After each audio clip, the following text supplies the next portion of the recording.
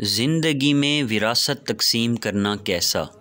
کیا فرماتے ہیں علماء کرام اس بارے میں کہ میرے والد محترم کی ملکیت میں 45 لاکھ روپے کی مالیت کا ایک مکان ہے جسے وہ فروخت کر کے اس کی رقم بچوں میں شرعی طریقہ کار کے مطابق تقسیم کرنا چاہ رہی ہیں۔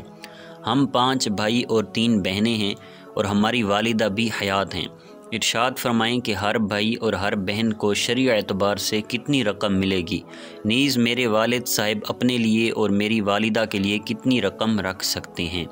جواب سننے سے پہلے تمام دوستوں سے گزارش ہے، چینل کو ابھی تک سبسکرائب نہیں کیا تو چینل کو ضرور سبسکرائب کریں، ویڈیو کو لائک اور ثواب کی نیت سے شیئر کریں۔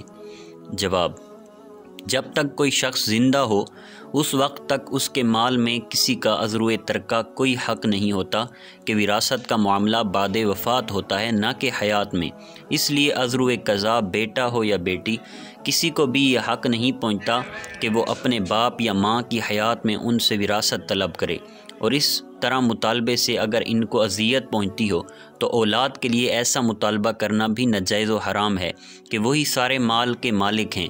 اگر وہ اپنے کسی بیٹے یا بیٹی کو کچھ بھی نہ دیں تو اس صورت میں وہ گنہگار نہیں ہوں گے۔ البتہ اگر آپ کے والد اپنی خوشی سے اپنی زندگی میں ہی اس مکان کو فروخت کر کے اس کی رقم تقسیم کرنا چاہیں تو اپنے لیے اور آپ کی والدہ کے لیے جتنی رقم رکھنا چاہیں رکھ سکتے ہیں۔ اس کے بعد جتنا مال اولاد میں تقسیم کرنا چاہیں تو اس کی 2 صورتیں ہیں۔ پہلی صورت یہ کہ لڑکے اور لڑکی کا فرق کیے بغیر سب کو برابر دیا جائے، اور یہ طریقہ زیادہ بہتر ہے۔ دوسرا طریقہ یہ بھی اختیار کیا جا سکتا ہے کہ لڑکے کو لڑکی سے دگنا دیا جائے، یہ بھی جائز ہے۔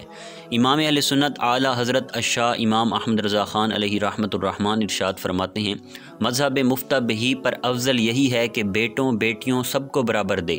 یہی قول امام ابو یوسف کا ہے، اور للذکر مثل حظ الانثیین دینا بھی جیسا کہ قول امام محمد رحمہ اللہ کا ہے، ممنوع و ناجائز نہیں اگرچہ ترک اولا ہے۔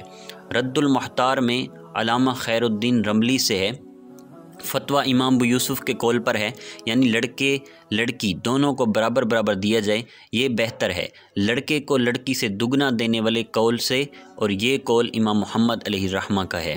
حاشیہ طحطاوی میں فتاوی بزازیہ سے ہے، یعنی بیٹے اور بیٹی کو دینے میں افضل وراثت والا طریقہ ہے، جبکہ امام ابو یوسف علیہ الرحمہ کے نزدیک برابر دینا اولا ہے، اور یہی قول مختار ہے۔